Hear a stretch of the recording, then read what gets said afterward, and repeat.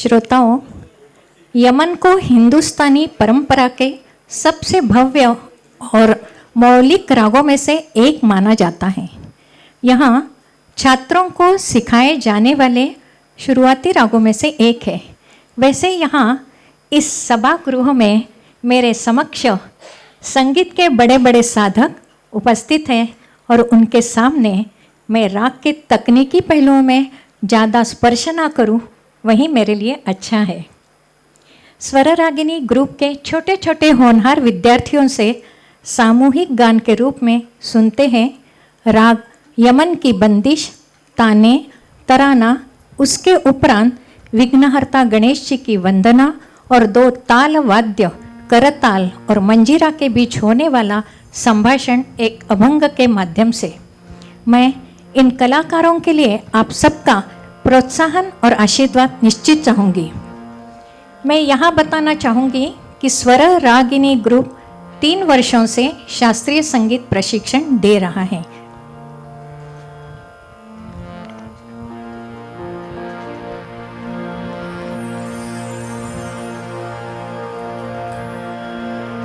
आज के ये जो बाल कलाकार हैं उनको मैं बताऊंगी कि आप नमस्कार करके अपना परिचय देंगे।